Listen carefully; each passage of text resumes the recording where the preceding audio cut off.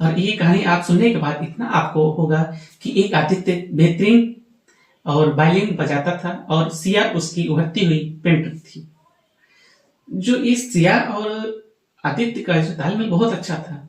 सिया की दुनिया से रंगों से भरी जो दुनिया थी वो एक तरह से कहें तो, लेकिन हंसने के बाद उसकी आंखें जो है छीन ली थी अंधेरे के उस दौर में।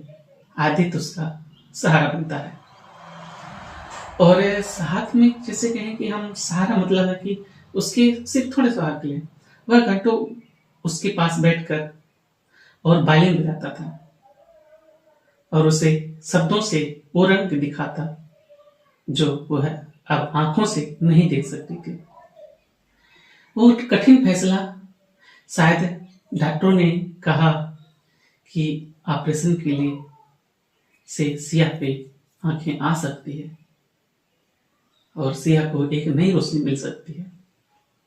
जैसे कहने की बात है, ऐसा कोई नहीं करता, लेकिन इसके लिए एक डोनर की जरूरत भी थी। आदित्य को जब ये पता चलता है तो वो सोचता है कि उन दिनों में अचानक गायब सा रहने लगा और सिया परेशान थी।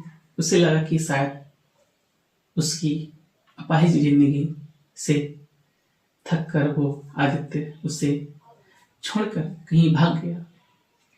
लेकिन ये कहानी एक अहम मोड़ पे आती है और कुछ हफ्तों बाद सिया का ऑपरेशन हुआ। जब वह उसकी आंखों से पट्टी हटाई गई और खुली तो वो पूरी दुनिया को फिर से रंगों से भर गई। ये बहुत दिलचस्प मोड़ है उस समय की ये कहानी। उसने सबसे पहले आदित्य को ढूंढा। वह उसे अस्पताल के गार्डन में एक बेंच पर बैठ लिया। एक बेंच पर मतलब वो बैठा मिला। कड़वा सच सिया को दौड़ाकर उसके पास गई। आदित्य, देखो मैं कैसे देख सकती हूँ। तुमने मेरा हाथ क्यों छोड़ दिया?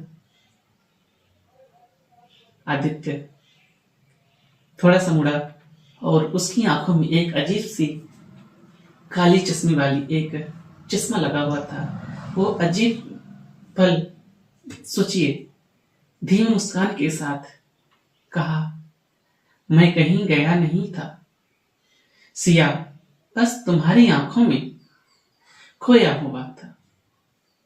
सिया का इतना ही रिएक्शन देखकर सिया का हाथ कांपने लगा। उसने आदित्य का चश्मा हटाया और चीख पड़ी।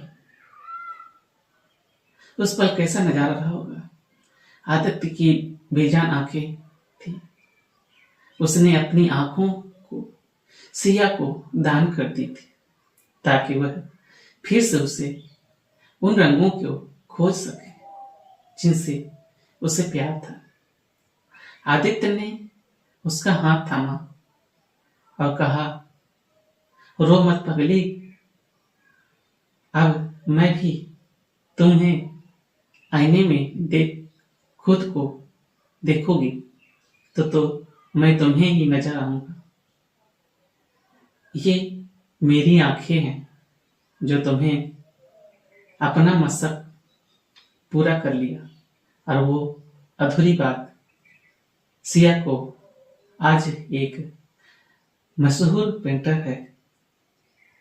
वह पूरी दुनिया देखती है, लेकिन जब बात कभी अपनी तस्वीर नहीं बनती तो वह हमेशा एक लड़के की तस्वीर बनाती है जो वायलिन बजा रहा है, क्योंकि वो आज भी उसकी यादों में, उसकी आंखों में दुनिया तो है, पर उस दुनिया को साथ देखने वाला इंसान नहीं।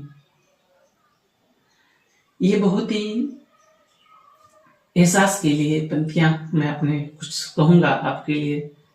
अपनी आंखों की रोशनी तुझे देखकर, अपनी आंखों की रोशनी तुझे देखकर मैं अब सुकून से सोता हूँ। तो दुनिया देख रही है और मैं तेरी मुस्कान में खुद को ढूंढता हूँ। ये कहानी आपको कैसी लगी